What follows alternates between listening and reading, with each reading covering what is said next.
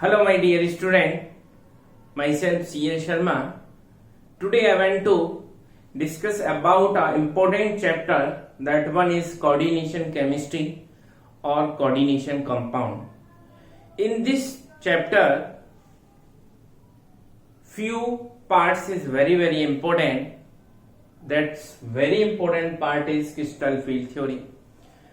Before starting this chapter, student, few numbers and few points are important, which please remember and learn that points.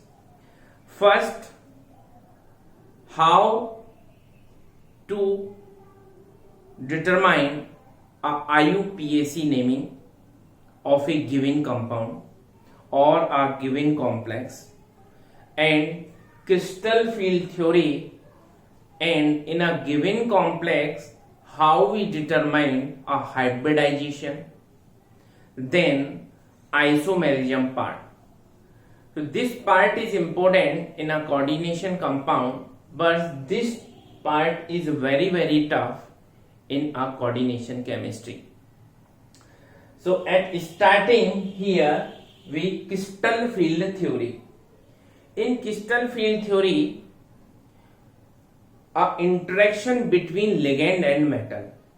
So first assumption here, ligands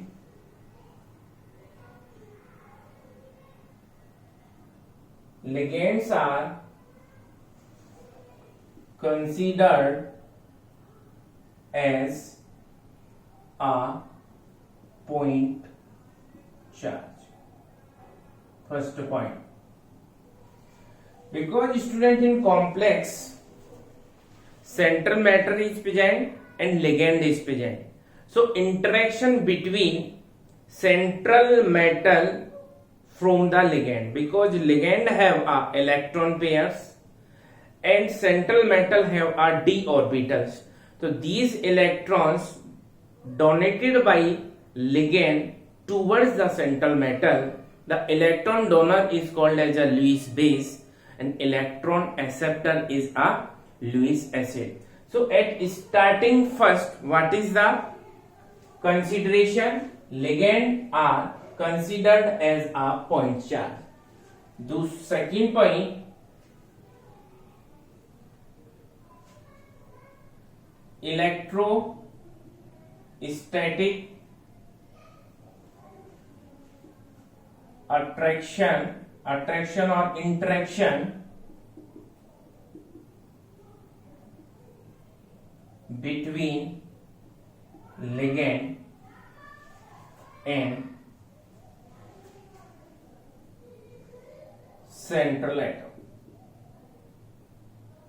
So here electrostatic attraction between ligand and central atom means, student, say for example this is Ag metal, also have a electrons, and here ammonia is present, and this ammonia have a electron pair, and this electron pair is donated towards the central metal.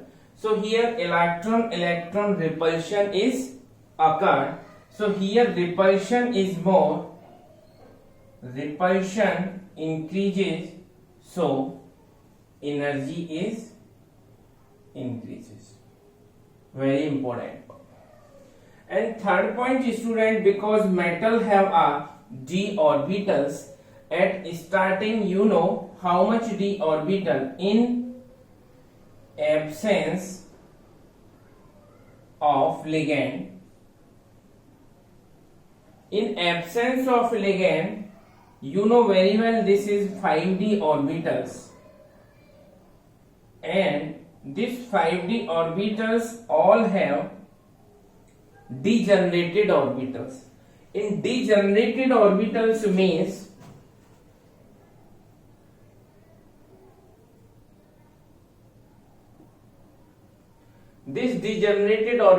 means each orbital have a same energy. And what type of orbital, you know very well, 5. Say for example this is dxy, and this orbital yz, and this orbital dzx, and this is dx square minus y square, and this is dz square. So what is its shape, student? First here I want to discuss about this shape. If this is my y and this is my x axis, so this lobe in between this axis, in xy axis, so this orbital name called as a dxy orbital. Next, yz means here this lobe in between the axis, here, please see, between the axis. Next, zx. In zx, like this orbital. Okay. Next is dx square minus y square. This is y axis, this is x axis.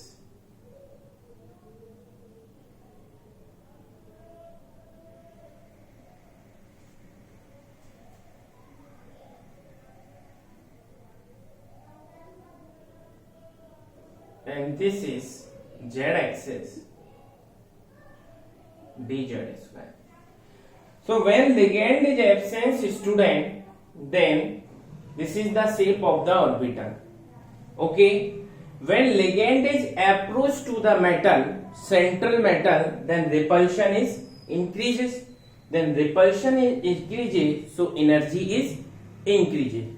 So here, student, when ligand approach where the orbitals lying, if say for example, assuming in xyz plane, this is x and this is y and this is z, and 6 ligand approaches in xyz plane. Say for example, this ligand coming from this direction also come from this direction along the axis. Also this y axis ligand come here, also this ligand come here. Along this z axis, this ligand come here. So when ligand coming from, say for example, here metal is present. When ligand approaches towards the metal along the axis of the lobe, when d orbital lie on this axis, so this is axial lobe, because this lobe lie on axis and this lobe lie in between the axis. So where repulsion more? If lobe present on the axis and my ligand come this side on the axis, so here this lobe more repel.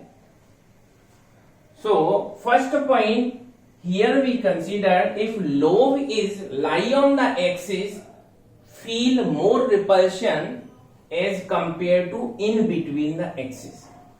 So here you can see where repulsion more, repulsion वहां ज्यादा होगा जहां पर मेरे lobe axis पर लाई करेंगे, क्योंकि मेरा लिगेंड इस एक्सिस के अलोंग आ रहा है.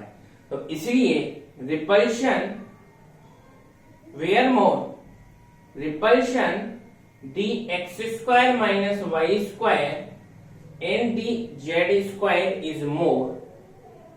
Okay, and also energy dx square minus y square and dz square is more as compared to dxy, dyz and dxz.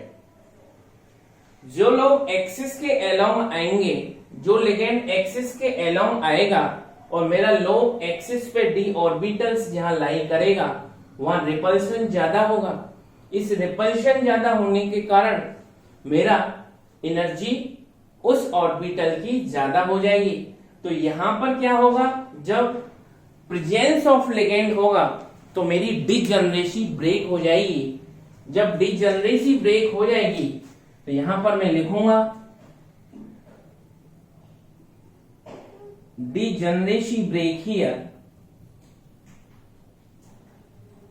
So student, when degeneracy break here means जो लोग यहां पर आप देखें इसकी एनर्जी ज्यादा है, एट स्टार्टिंग में इसकी एनर्जी सभी ऑर्बिटल्स की सेम थी, लेकिन अब क्या होगा कि मेरे ये जो 5 ऑर्बिटल्स हैं 1 2 3 4 5, अब ये सेम एनर्जी लेवल पे नहीं होंगे, क्योंकि जब लिगेंड अप्रोच करेगा here, when ligand is approaches towards central metal atom, and here that lobe lie on the axis feel a more repulsion.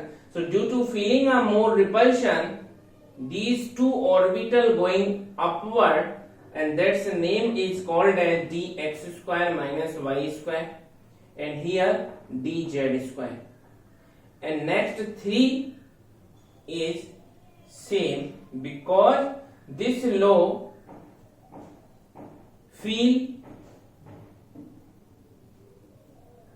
minimum repulsion, because the xy yz and z axis in between the lobe, so feel less repulsion. So here this name called as a EG set, and next name called as a T2G set. Okay, so here in octahedral complexes we discuss here, in octahedral means 6 ligands come towards the central metal atom. So here student,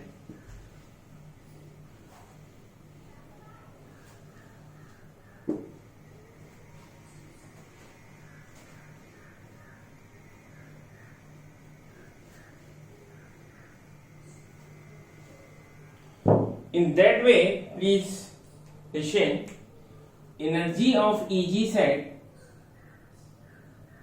is more than T2G set. So in octahedral complex, coordination number is 6. Okay. So here at starting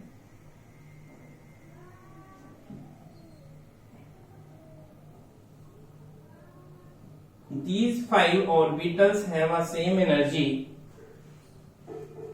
In this direction energy is increased.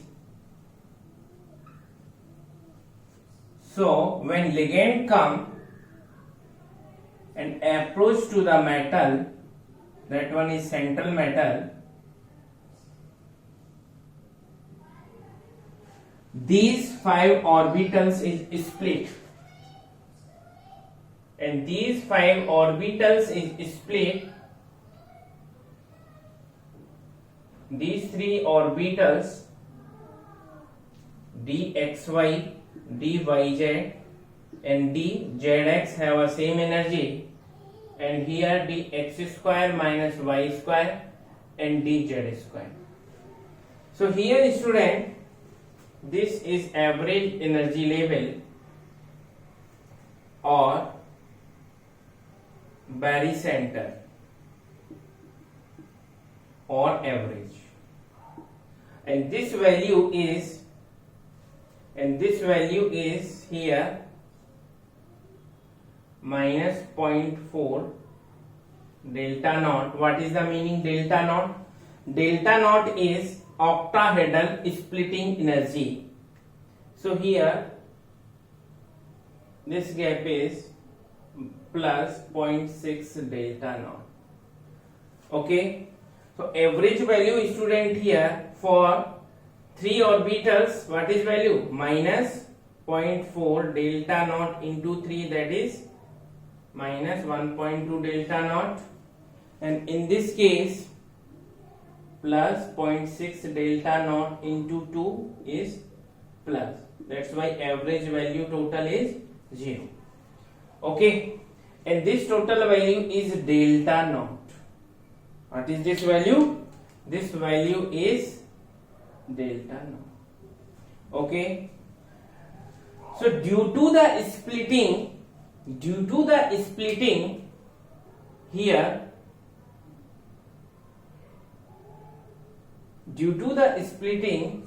this value is delta naught, and delta naught is called as a crystal field splitting energy. Crystal field CFSE. Crystal field splitting energy. So here student, we focus, say for example, if strong ligand is present,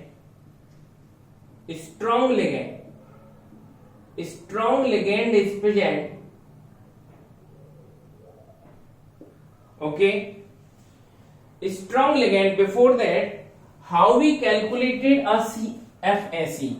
So CFSE is equal to N-T2G into minus 0.4 delta naught plus NEG into plus 0.6 delta naught plus N dash into P. What is the meaning? N-T2G, what is the meaning, student? Please tell me. Number of electrons in T2G level. NEG means this is EG level. And this is T2G level. Number of electron in EG level into 0.6 delta naught plus N dash P. What is N dash? N dash means, anyone tell me what is the value of N dash and what is called as a name N dash? Here, number of caused pairing by ligand, and P is pairing energy. Okay. Pairing energy means, student, what? Say for example, here one electron, here one electron. This electron come here because this is now pair. Due to pairing, electron repulsion is created. So to minimize this repulsion, we provide a energy name called as a pairing energy. Okay, name called as a pairing energy. Everything we want to discuss later with the example. If here, student, strong ligand is present, how we determine strong or weak? In a spectrochemical series, we follow a pattern.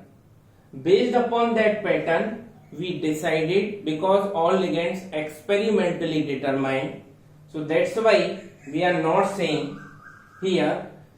So strong field ligand means here splitting is more.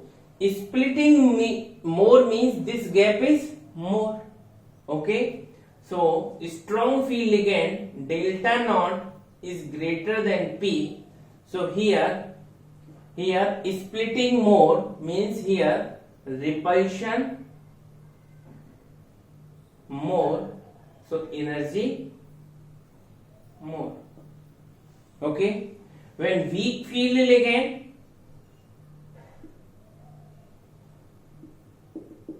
delta naught less than P. Means here, what is the meaning? Say for example, repulsion less, energy low. Here, student, repulsion less means this gap is less, energy is low. Here 1, 2, 3, 4 and 5, because Aufbau and Hund's rule both are valid here. Say for example, we want to fill D4 configuration. So here 1, 2, 3, And fourth one is if one electron here and one electron come here. These things depend upon the ligand. If strong ligand is present, then fourth electron will come here, because when strong ligand is present, student, this gap is increases.